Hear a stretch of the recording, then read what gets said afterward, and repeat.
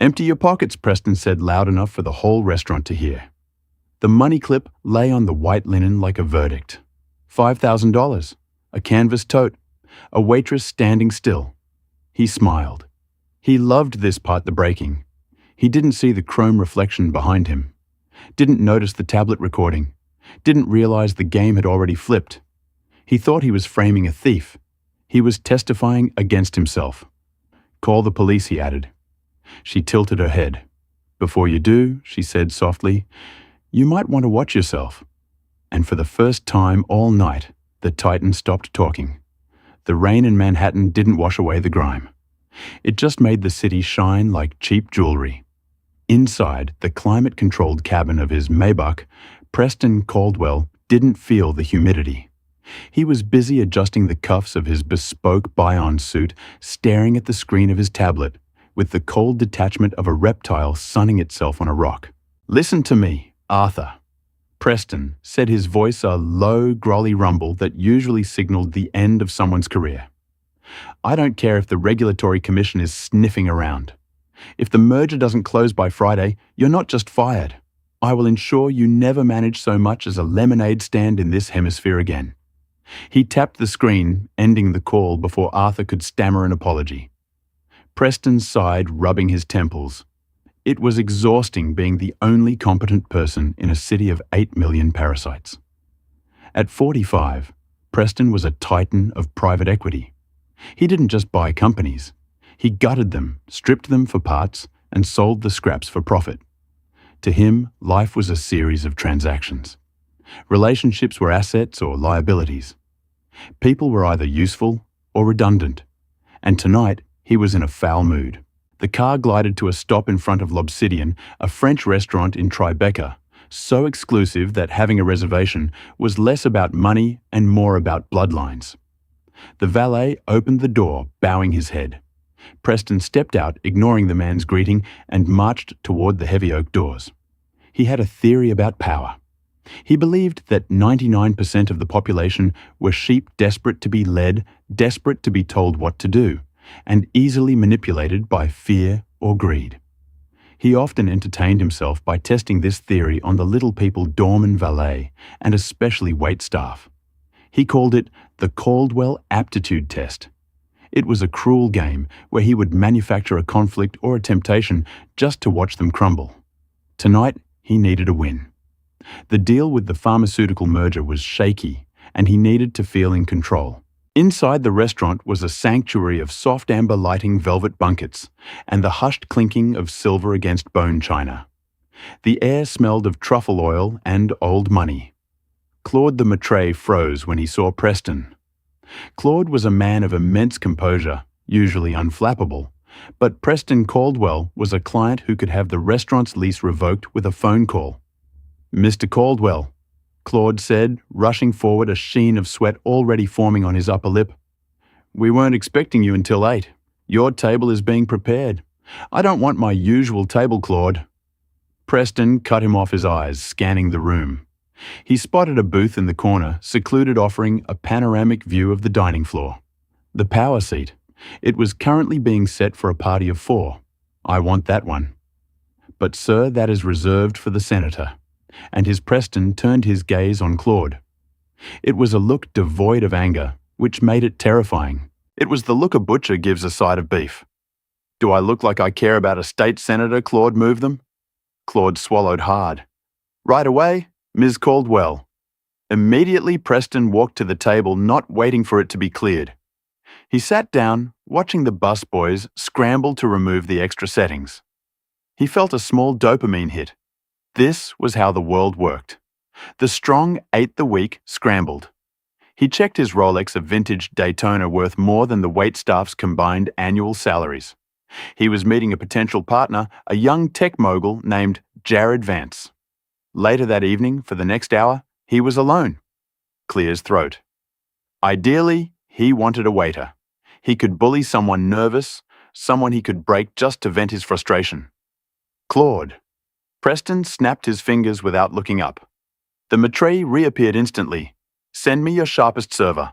I don't want some college kid spilling water on my Italian leather. And bring me the wine list, the real one. Not the one you show the tourists? I have just the person, Sir Claude said, though his voice wavered slightly. Ava. She is very efficient. Efficient is a code word for boring Claude. Just make sure she knows her place. Preston picked up his linen napkin and unfolded it, staring out at the room. He was the shark in the tank. He watched a couple laughing 2 tables away and felt a sneer curl his lip. Ignorance was bliss. He was about to prove once again that everyone had a breaking point. He just didn't know that the sharpest server Claude was sending over had dealt with sharks before. And unlike Preston, she didn't need to roar to bite. Ava Charlotte stood by the service station, her back-straight eyes scanning the floor. She wasn't just looking, she was reading. She noted that Table 6 was fighting and would likely skip dessert. Table 2 was an affair, judging by the lack of wedding rings and the excessive touching, and Table 4 was empty until the hurricane named Preston Caldwell sat down. Ava was 32, though her eyes held the exhaustion of someone much older. She had chestnut hair pulled back into a severe practical bun, and her uniform was immaculate. She wasn't a career waitress by choice, but life had taken a sharp left turn 5 years ago. Now she navigated the treacherous waters of high-end hospitality with a detached, clinical precision. Ava, Claude whispered, appearing at her elbow. He looked pale. Table 4 Caldwell. Ava glanced at the corner booth. She knew the reputation. Preston Caldwell, the liquidator, a man who tipped either $1,000 or nothing, depending on whether you survived his psychological warfare. I'll handle him, Ava said, her voice calm. Be careful, Claude warned. He's in a mood. He kicked the senator's reservation to the patio. Don't correct him. Just survive. Ava smoothed her apron. He's just a man with a credit card. Claude. Relax. She walked toward the table. She didn't rush. Rushing showed weakness. She approached at a measured pace, stopping exactly 2 feet from the table, close enough to serve far enough to maintain a professional barrier. Preston didn't look up from his phone. He was typing furiously. Ava waited. 10 seconds, 20 seconds. Most servers would have cleared their throat or asked for a drink order. Ava stood perfectly still, a statue in a black vest. She knew men like this. They wanted you to interrupt so they could scold you, or they wanted you to wait awkwardly so they could assert dominance. The only way to win was to be comfortable in the silence. Finally, Preston stopped typing. He slowly raised his head, his eyes cold steel grey, locking onto hers. He expected to see nervousness. He saw nothing but polite indifference. Water, Preston said, sparkling, no ice, and a slice of lemon. But I want the lemon on a separate plate. I don't want the rind touching the water until I decide to put it in. It was a nonsense request designed to be annoying. Certainly, Sir Ava said. Her tone was even. Clear's throat. Not subservient, just professional. Would you like to see the reserve wine list immediately, or should I bring the water first? Preston narrowed his eyes. She hadn't flinched at the lemon request. Wine list now.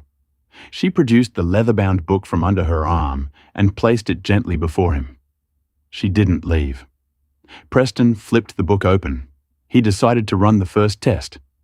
It was a test of knowledge, but also a trap. He pointed to a bottle. I'll take the 2005 Domaine de la Romaine Conti. But he paused, looking her up and down. I want you to decant it for 45 minutes, Clear's throat, and bring me a bucket of ice to chill it down to 50 degrees. The restaurant went silent in AA's immediate vicinity. It was a trap of Burgundy. Of that caliber, a Pinot Noir should never be chilled to 50 degrees. It would kill the flavor profile completely. It was meant to be served at cellar temperature around 60 to 65. Furthermore, decanting a fragile 2005 DRC for that long could oxidize it too rapidly. If she did what he asked, she was an idiot who destroyed a $15,000 bottle of wine. If she corrected him, she was arguing with the customer. Preston smirked. He had her. Ava looked at the entry in the book, then back at him. She didn't blink. An excellent choice, Mr. Caldwell, she said. However, the sommelier is currently in the cellar doing inventory as per the house policy regarding the Grand Cru selections, specifically the Roman Conti. I am required to inform you that the producer recommends a service temperature of 62 degrees to preserve the floral bouquet. Chilling it to 50 will suppress the phenols. She paused, then delivered the pivot. However, if you prefer the texture of a colder wine, might I suggest the 2008 Corton Charlemagne. It is a white Grand Cru from the same region, robust enough to satisfy but intended to be served chilled. It would essentially give you the temperature experience you requested without compromising the integrity of the bottle. Preston stared at her. She had sidestepped the trap. She hadn't told him he was wrong. She had cited house policy and the producer removing herself from the equation, and then offered a logical alternative that proved she knew exactly what she was talking about. He closed the wine list. "I didn't ask for a white wine," he said coldly. "I asked for the DRC. But fine, don't chill it, just open it.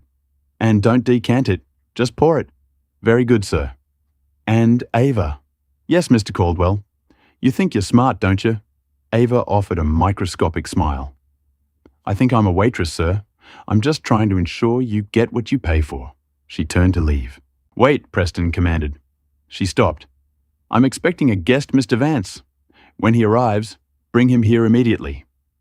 But before he gets here, Preston reached into his jacket pocket and pulled out a thick folded document. It was stamped confidential in red ink. He placed it on the edge of the table, precariously close to the edge. "I need to use the restroom. Leave the water here. Do not touch this document. Do not let anyone else touch it. If it moves an inch, I will know. I will watch the table, sir." Preston stood up and brushed past her, deliberately bumping her shoulder. He walked toward the restrooms, but he didn't go in. He stopped behind a decorative pillar near the kitchen entrance where he had a clear line of sight to his table.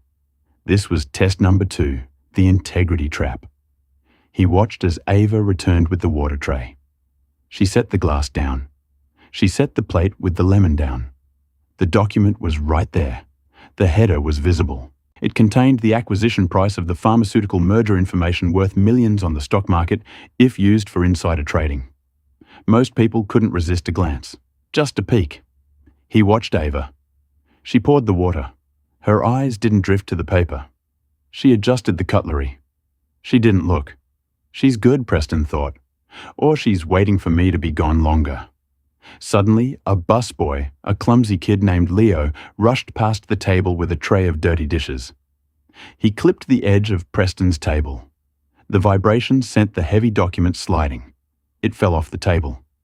From his hiding spot, Preston grinned. Perfect. Now she had to pick it up. And when she picked it up, the papers would fan open. She would look. Everyone looked. Clear's throat. He watched as Ava knelt down. She didn't snatch it up. She reached into her apron pocket, pulled out a clean service napkin, and used the napkin to pick up the folder, ensuring her skin never touched the paper. She didn't flip it over. She didn't glance at the open page. She placed it back on the table, exactly where it had been, face down, using the napkin to align it. She stood up and resumed her post, staring straight ahead. Preston's smile faded. She treated the confidential document like it was a piece of radioactive waste. She had no curiosity, or she had too much discipline. He walked back to the table, annoyed he had failed to catch her. "Everything in order?" he asked, sitting down. "Your document fell when the busboy passed." "Sir," Ava said immediately. "I placed it back. I used a linen to ensure no oils from my hands transferred to the paper." Preston grunted. "Fine, pour the wine." He watched her open the $15,000 bottle. Her hands were steady. She pulled the cork in one smooth motion, not a sound. "You have good hands," Preston said, taking a sip of the wine. It was perfect, which irritated him. "What did you do before you carried plates for a living?" Ava paused the bottle hovering over his glass. For a second, a shadow crossed her face, a flicker of a past life. "I've worked in service for a long time, sir." She lied. "I don't believe you," Preston said, leaning back. "You articulate too well. You don't flinch and you know too much about Burgundy. One picks things up, she said. We'll see, Preston muttered. Tonight is long, and I haven't even started. At that moment, the front door opened. Jared Vance walked in. He was young, 30 years old, wearing a hoodie under a blazer and sneakers that cost more than a car. He looked nervous. Preston smiled. The audience had arrived. Now he could really have some fun. He looked at Ava. Bring my guest a drink, Preston said. And Ava, keep the change from the bill. But if you make one mistake, one single error in service while Mr. Vance is here, I will ensure you are fired before the check hits the table. Do we understand each other? Ava met his gaze. The challenge was laid out. He was going to try to humiliate her to show off to his business partner. He was going to use her as a prop to demonstrate his dominance. I understand perfectly, Mr. Caldwell, she said. But as she walked away toward the bar, Ava's expression changed. The polite mask slipped for just a fraction of a second, revealed a cold, calculating intellect that matched Preston's own. She pulled a small notepad from her apron. She didn't write down a drink order. She wrote down Phase 1 complete. He is overconfident. Initiate Phase 2. Preston Caldwell thought he was testing a waitress. He had no idea that the waitress was testing him. The atmosphere at Table 4 had shifted from a dining experience to a hostage situation, though only 3 people knew it. The rest of the restaurant continued its low hum of polite conversation, oblivious to the psychological violence unfolding in the corner booth. Jared Sutton settled into the leather banquet opposite Preston. He looked out of place despite the expensive clothes. He adjusted his hoodie, pulling at the collar of his blazer. He was a coder, a builder, a creator, not a destroyer like Preston. He looked at the menu with the anxiety of someone who knows they are being graded on their choice. Don't bother reading that, Preston said, snatching the menu out of Jared's hands before the younger man could even focus on the appetizers. Preston didn't look at Jared. He looked at Ava, who was standing silently by the table, hands clasped behind her back. We're not ordering off the menu. Preston announced, his voice carrying just enough to make the neighboring table glance over. Menus are for tourists who don't know what the kitchen is actually capable of. Ava here is going to facilitate a real meal for us. Aren't you, Ava? I will certainly try Mr. Caldwell. Ava replied.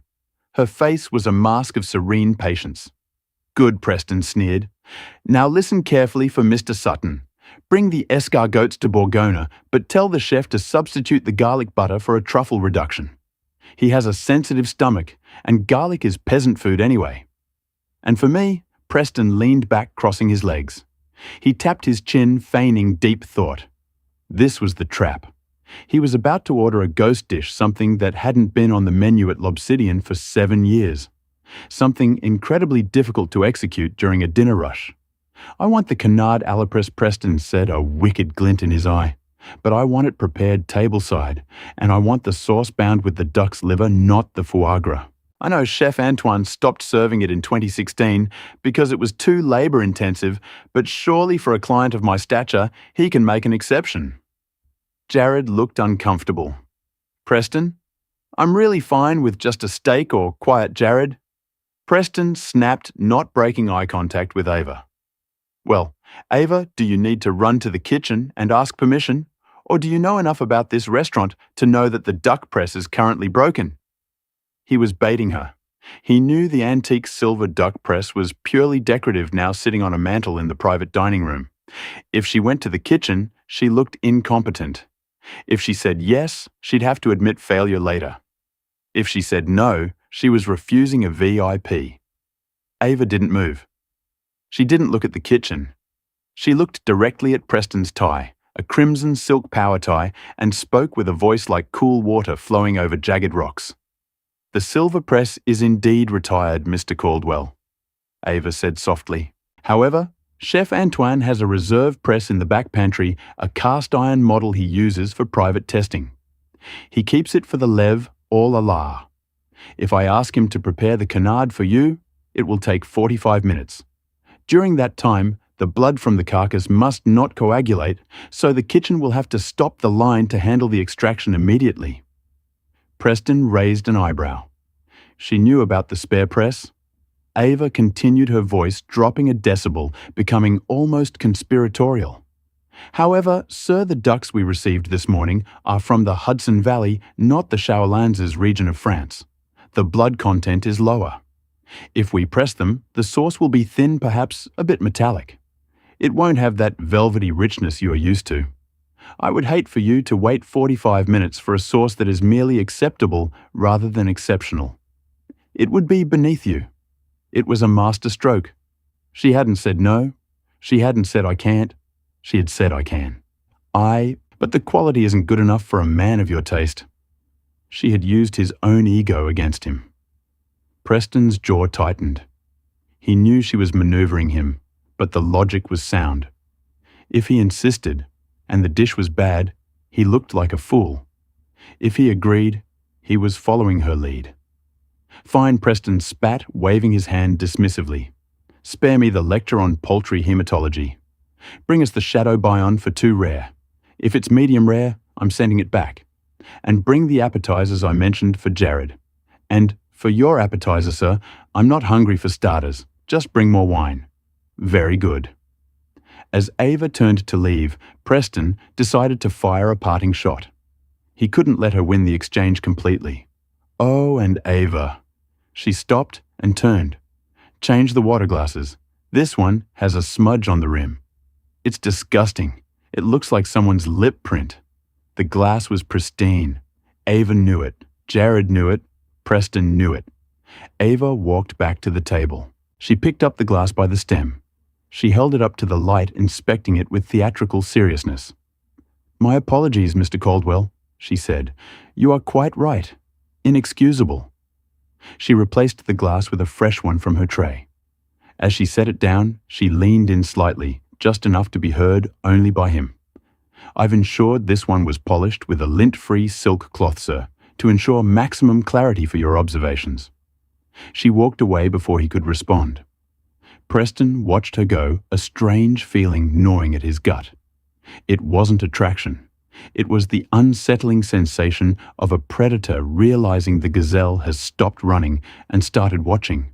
She's intense, Jared muttered, picking at a bread roll. Maybe you should lay off her, Preston. She's just trying to do her job. Preston laughed, a harsh barking sound. Jared, Jared, Jared, you're a genius with algorithms, but you're an infant with people. She's not doing her job. She's playing a game and clears throat. I'm going to win. Now put the bread down. You look like a peasant. Let's talk about your company. The restaurant was filling up. The noise level rose a crescendo of clinking glass and chatter, but the corner booth felt isolated, encased in a bubble of tension. The wine, the $15,000 Domaine de la Roman Conti, was 2/3 gone. Preston was drinking the majority of it. Alcohol usually made men sloppy, but it made Preston sharper, meaner, and more reckless. He was leaning across the table, his eyes drilling into Jared. The valuation is garbage, Jared Preston said, his voice low but cutting. You think your little AI protocol is worth $2 billion? It's code. It's ones and zeros. It's easily replicated. It's not replicable. Jared argued, though, his voice lacked conviction. He was intimidated. The neural architecture is proprietary. We have patents. Patents are just lawsuits waiting to happen. Preston interrupted, swirling the dark red wine in his glass. I can tie you up in court for 5 years. By the time the judge rules, your tech will be obsolete, and I'll buy your company for pennies on the dollar. That's the reality. Ava approached the table to refill the wine. She moved like a ghost, silent and unobtrusive. She held the bottle with a white napkin, pouring with absolute precision.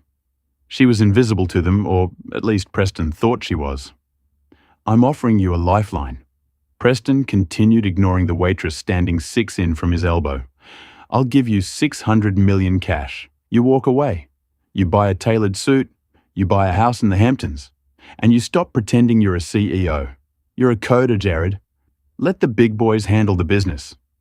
Jared looked down at his plate. The board won't accept 600.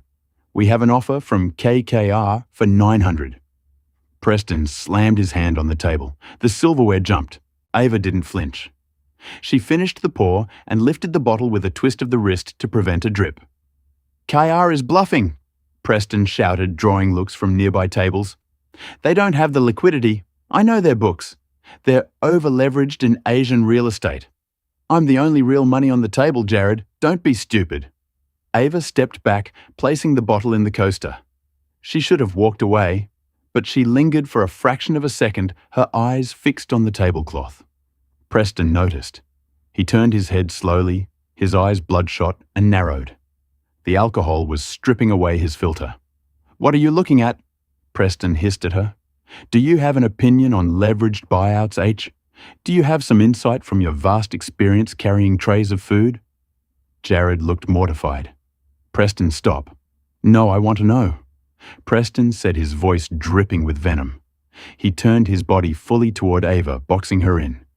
"You've been hovering. You've been listening. Go on. Tell us, what does the Waitress think about a $600 million acquisition? Should he take the deal, or should he hold out for the imaginary billion?" It was the ultimate insult. He was treating her like a court jester, asking for her opinion only to mock it. Ava looked at Jared, seeing the fear in his eyes.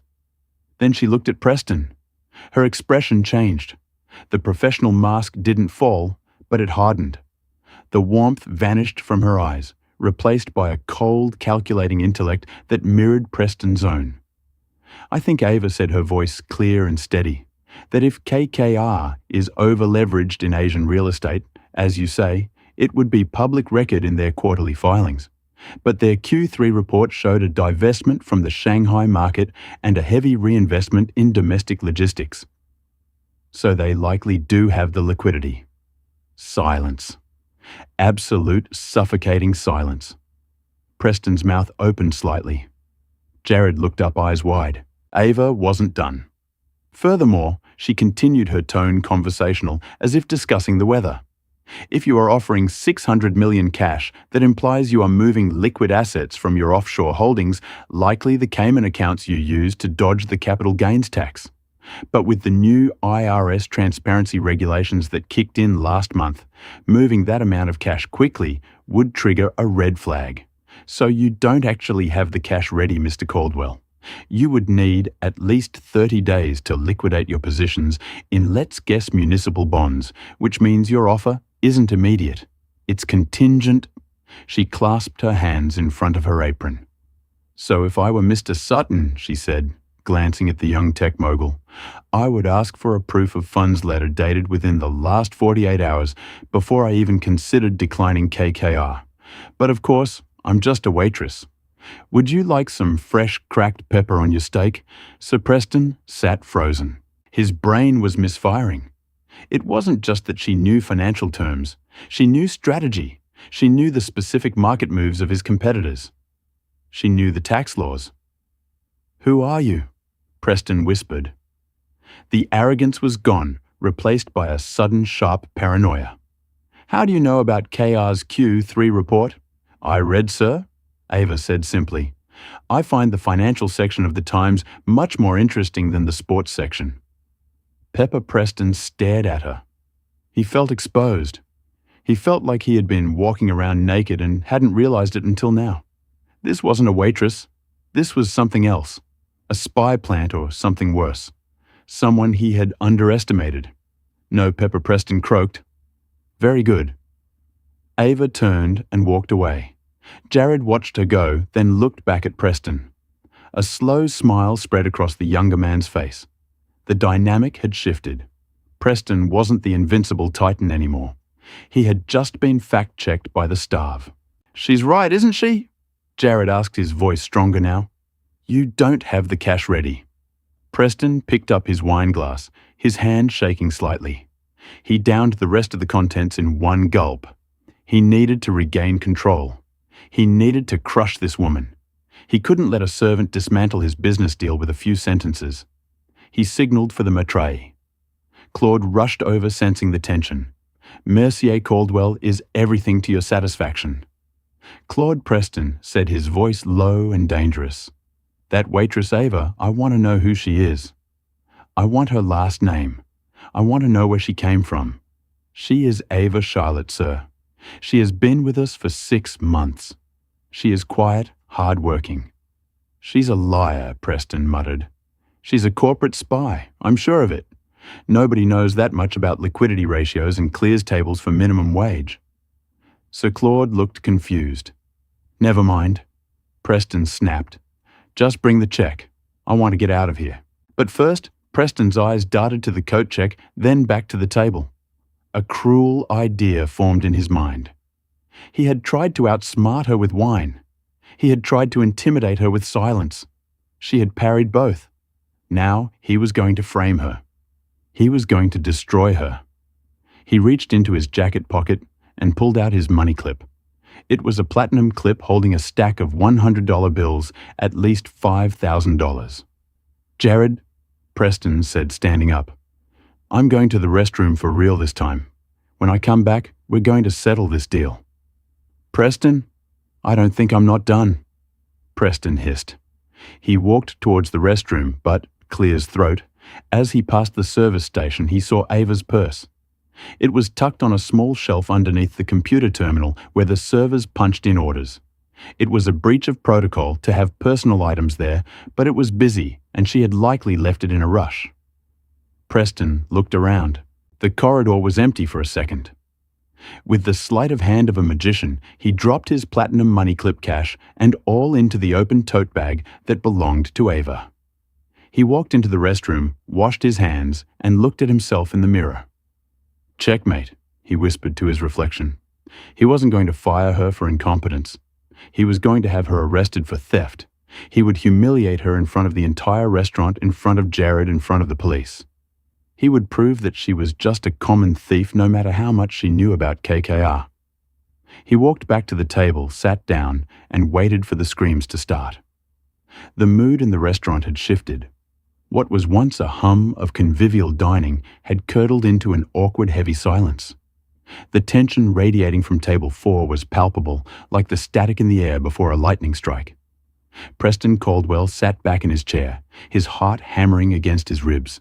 It wasn't fear. It was the adrenaline of the hunt. He had set the snare. Now he just had to wait for the snap. Check, please, Preston said loud enough for the table next to them to hear. Ava appeared. She didn't look rattled. She didn't look guilty. She looked exactly as she had all night, calm, efficient, and slightly bored.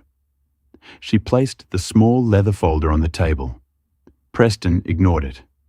He patted his jacket pocket, then his pants pocket. He frowned theatrically, furrowing his brow. He patted his chest again, harder this time. That's odd, he muttered. What's wrong? Jared asked, his voice tight. He just wanted to leave. The deal was dead in his eyes, and he wanted to get away from Preston's toxic orbit. My money clip, Preston said, his voice rising. I had it right here. Platinum. $5,000 in cash. It's gone. Clear's throat. He stood up, shoving his chair back. It made a harsh scraping sound against the park floor. It's gone. I had it 5 minutes ago. Claude the Maitreya materialized instantly, looking like a man walking to the gallows. Mercure Caldwell, is there a problem? You're damn right there's a problem, Claude, Preston bellowed. He pointed a shaking finger at the empty tablecloth. I've been robbed in this establishment. I walked to the restroom. I came back and my money's gone. Perhaps it fell. Claude suggested, his eyes darting around the floor. Under the table. I checked. Preston lied. It's not on the floor. It was stolen. He turned, slowly pivoting on his heel, until he was facing Ava. She was standing 3 feet away, holding the credit card machine. She met his gaze. There was no flicker of panic. You, Preston said, letting the word hang in the air like a guillotine blade. Me, sir? Ava asked. Her voice was steady, but Preston detected, or thought he detected, a tightness in her jaw. Got you, he thought. You're the only one who's been at this table, Preston announced, addressing the room now. He wanted an audience. He wanted witnesses to her destruction. You've been hovering over us all night, listening to our conversation, making snide comments about my business, and now my money is missing. Preston, don't do this, Jared hissed, standing up. We probably just dropped it. Let's just check the car. Sit down, Jared, Preston snapped. This isn't about the money. It's about integrity. It's about the fact that I am a titan of industry and I will not be piloted by the help. He took a step toward Ava, invading her personal space. Empty your pockets, Preston commanded. Sir, I assure you, Claude began. Quiet, Claude. Unless you want me to buy this building and turn it into a parking lot, you will shut up. Preston turned back to Ava.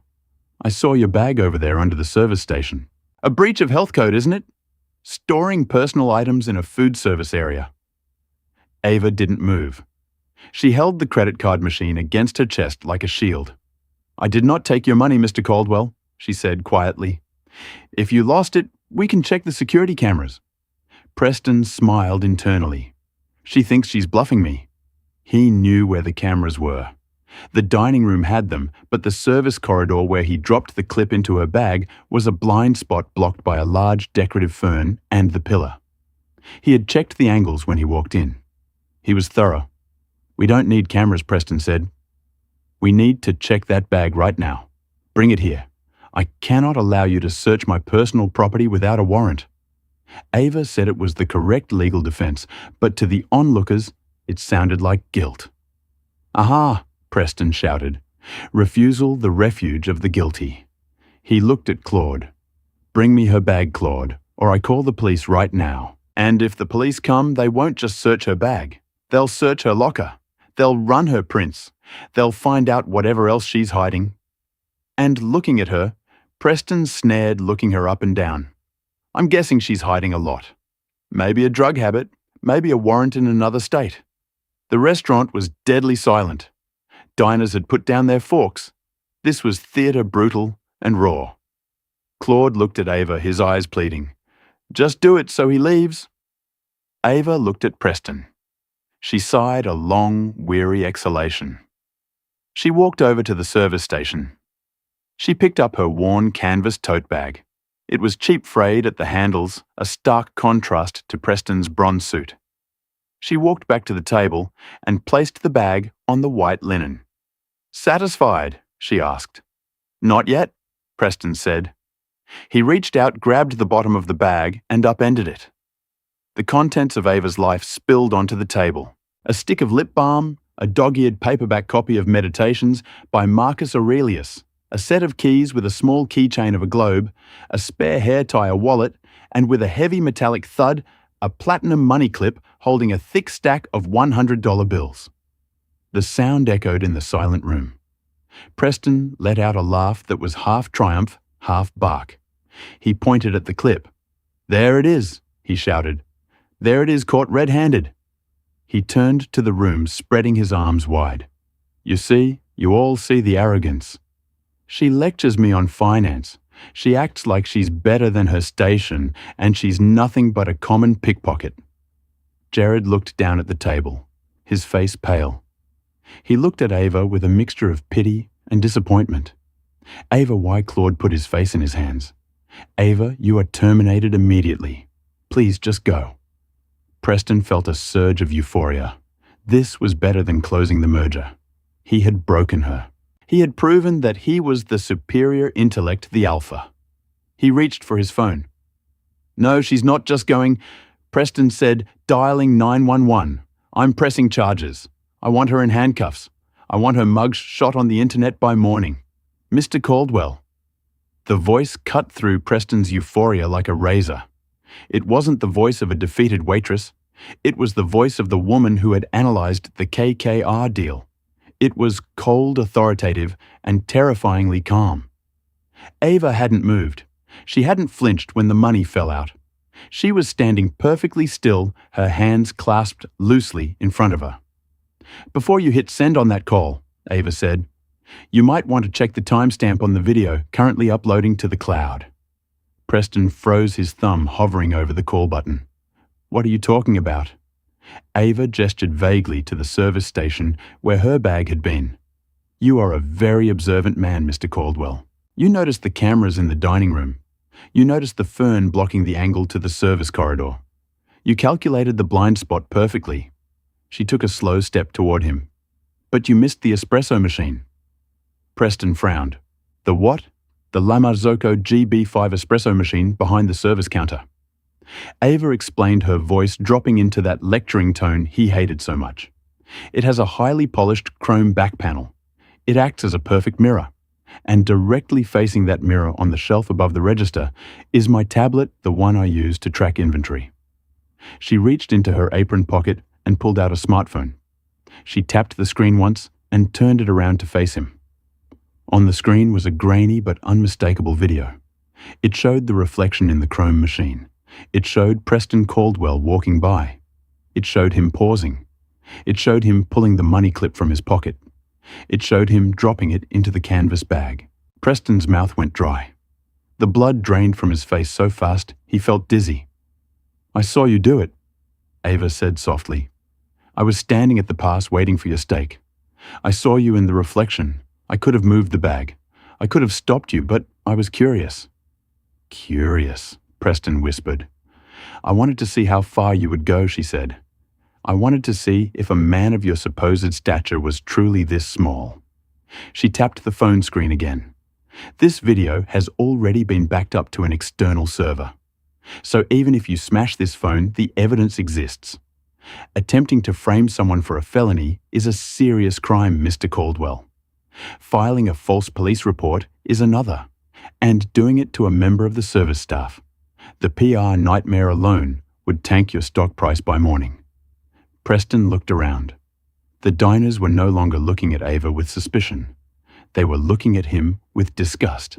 He saw a woman at table 2 holding up her phone, recording him.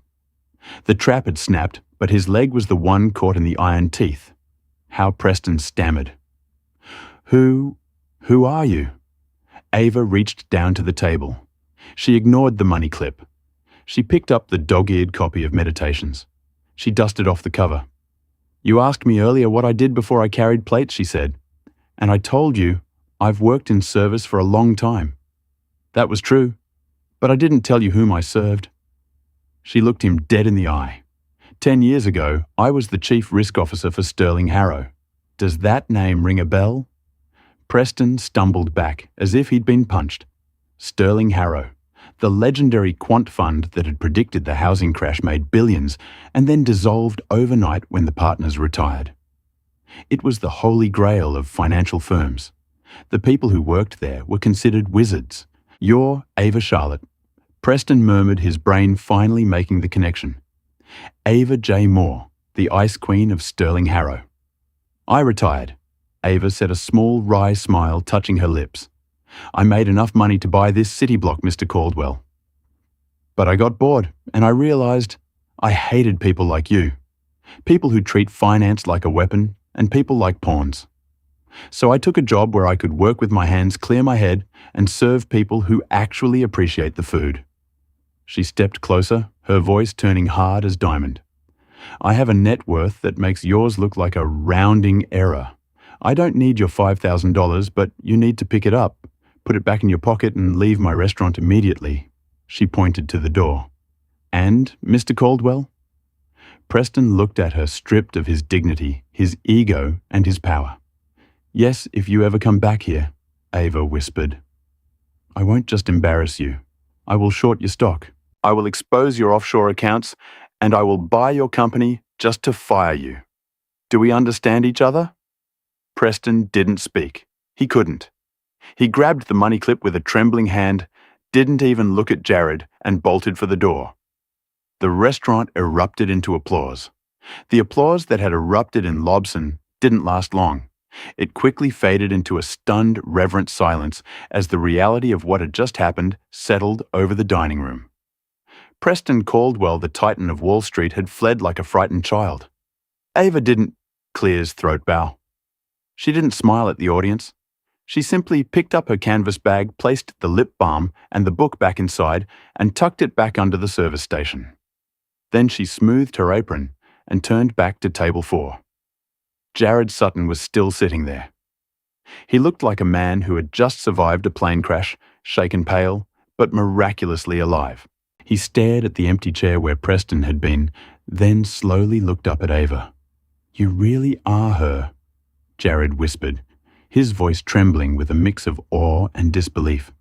Ava Moore, I studied your risk management models in grad school.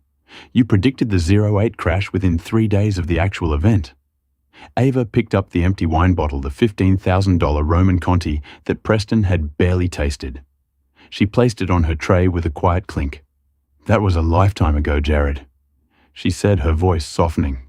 The steel edge she had used on Preston was gone, replaced by the weary kindness of someone who has seen too much. I don't know what to say, Jared stammered.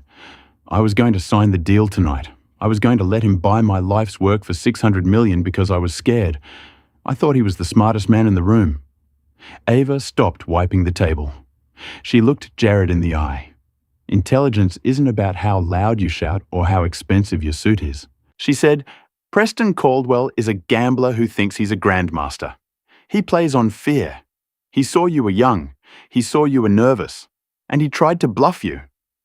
She pulled a small plain notepad from her apron, the same one she used to take drink orders.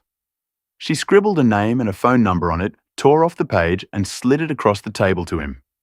This is the direct line for the head of acquisitions at Berkshire Hathaway, Ava said casually. Tell him Ava sent you. Tell him you want a fair valuation based on your neural architecture, not your liquidity needs. He won't offer you $600 million.